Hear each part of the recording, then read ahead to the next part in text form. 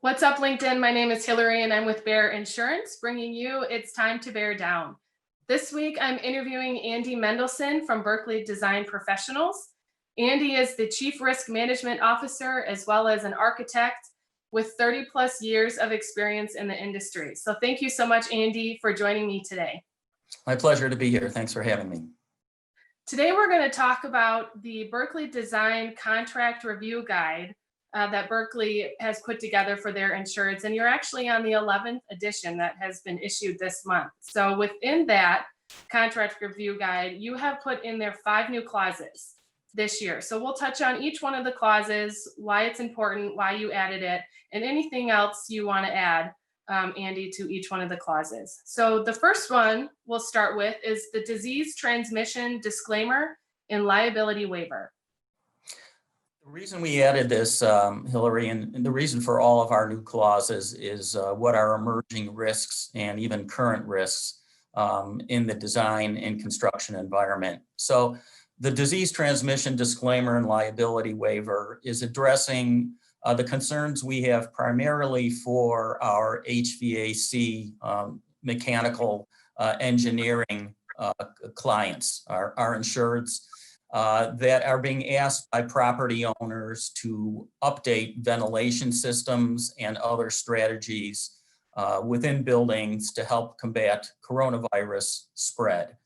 So as with any design professional service, we want to keep the boundaries of the services within a professional standard of care. And there is so much that is unknown about the way coronavirus behaves in an indoor environment. We wanted to have a disclaimer and limitation of liability waiver so that there are no guarantees or warranties regarding those services. So while certainly we know that airflow patterns have an effect, and while enhanced filtration systems and the introduction of greater quantities of outside air are helpful to indoor air quality, again, we need to be able to manage the expectations of the property owners so that the mechanical engineers are not sticking their necks out too far. Fortunately, the industry associations are providing a lot of helpful guidance in this regard. ASHRAE is the key industry organization for HVAC, and we have references to those in that short paper we've released on this, as well as the actual clause in the contract.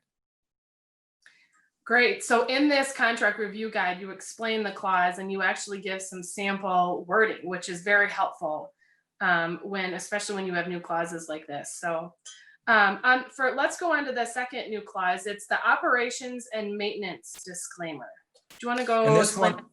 Oh, yes, Arita. The operations and maintenance disclaimer kind of follows the line of the previous topic we just discussed, in that once the improvements are made to an HVAC system or any other component of the project that may have been enhanced in response to coronavirus, such as sanitation stations and the cleanliness of surfaces and proper hygiene and the like, that these are operations and maintenance issues that are the responsibility of the property owner.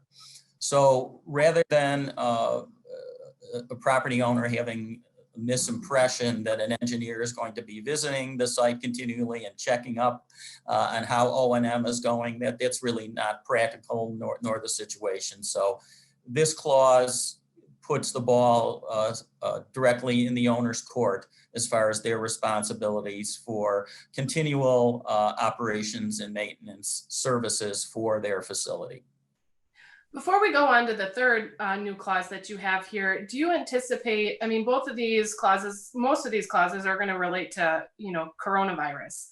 So do you anticipate these clauses being relevant even after at some point in the future when coronavirus isn't as prevalent or isn't as front and center? Do you anticipate these clauses still being important to remain in contracts? I do. I think the level of attention to indoor air quality is going to continue forward. I think some of the strategies that are being deployed right now, particularly as far as sanitation and the quality of the indoor air environment, are going to continue beyond the hopefully soon to be concluded, health crisis that we are in. And of course, in the future, who knows what the next, virus or disease situation might be. So both of these clauses are going to be appropriate going forward. Great. And do you anticipate design firms getting pushback on adding these clauses into contracts? So far, there's been limited application of them. The mechanical engineers I have talked to that have furthered these discussions with their clients, the property owners, they have not received pushback on it. So far it's going well. We can't really predict what's going to happen in the future. One of the things we like to do at Berkeley DP is be very proactive and anticipate risks that may exist in the future. And these are two of them that we're addressing right now. It's too soon to know if there's going to be any claims or allegations based on these services that are provided, but it's very important for engineers and architects to manage the expectations of their clients, and that is what the intent of these clauses is. Perfect, great. Well, let's move on to the third clause. It's the prefabricated components and assembly disclaimer. And this, again, has arisen over the last few years as a current issue. We've seen a number of projects come to our attention, such as the repurposing of a railroad boxcar for say, a dwelling unit or an art gallery. In fact, I've even seen some of these in place. Well, of course, these sorts of things were not designed to be habitable. And so we originally started creating language to address that as, new and innovative products. We're not really sure if they're going to actually work. We're going to perform services in accordance with the standard of care, but, understand that there are risks that are being taken by the owner when they go forward with this sort of facility. So this kind of continued into the overall discussion of prefabricated components and assembly, and the need to address the movement towards prefabrication. This is nothing new. It's been around for a long time, and it seems the popularity seems to ebb and flow, but particularly in the hospitality market, hotels where people can, prefabricate, bathroom assemblies and the like. Even in the healthcare environment where prefabricated, bathrooms and even patient rooms can be installed in a project. We just want to make, again, the issue of managing expectations, have the design professionals make the owners aware that there's not a lot of time-proven installations of this. And you need to be aware that there is a risk that is associated with the benefits of the speed of construction, as an example, and it can be argued that the quality control of the prefabricated unit itself is stronger when it's made in a shop and brought out to the site. However, the assembly of all of that is really somewhat unknown to a great degree. So we're trying to again set expectations properly for owners and thus protect design professional risk in that regard. Great. The next one is project schedule, which, I think with excusable delays and force majeure, obviously, which is very relevant and timely for today. So can you go ahead and briefly explain that one as well? Yes. So, as you know, I served for 15 years on an AI documents committee. And AI takes a rather general approach to the issue of excusable delays. And it does allow for extensions of time and for the design professional additional compensation when a project schedule is interrupted or delayed due to unforeseen conditions or other situations beyond the design professional's control.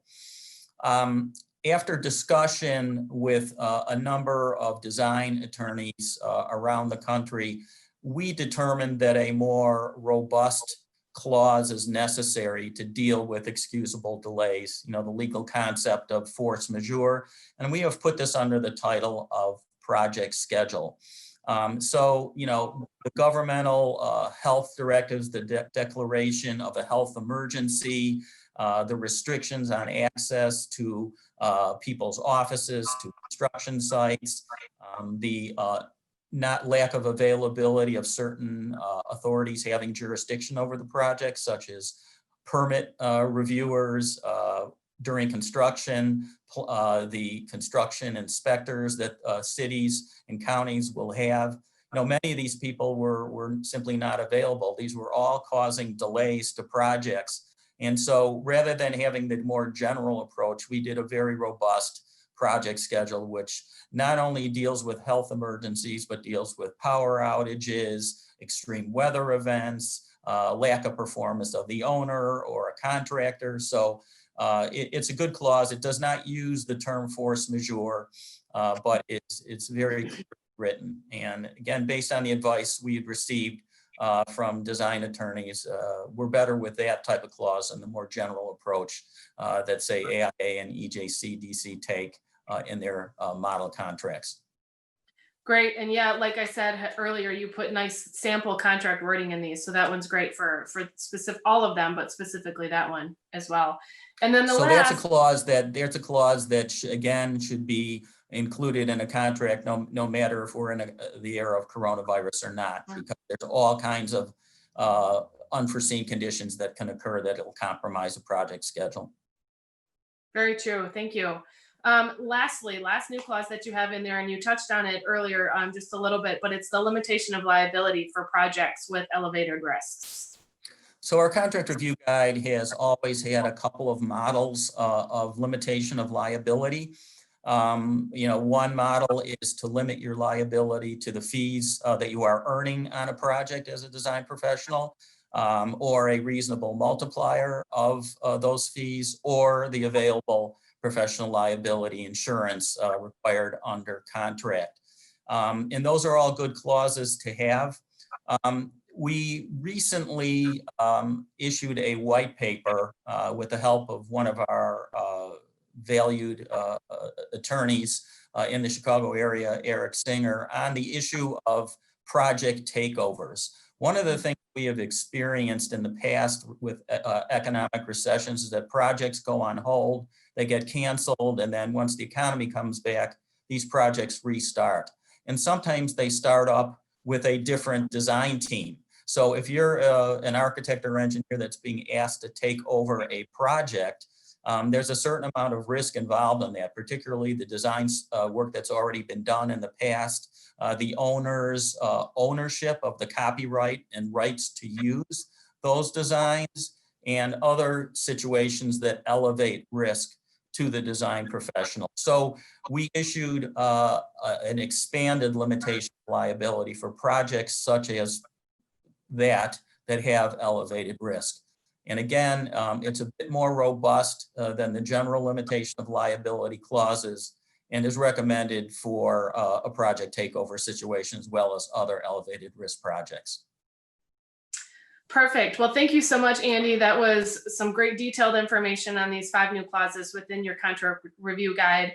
If you have any questions, please reach out to me, Berkeley Insureds. This is a great guide that we'd be happy to share with you. So thank you for your time, Andy, and thanks for doing this review guide. I enjoy reading it, and I know your clients do as well. So thank you so much. You're welcome. Thank you, Hillary, for having me.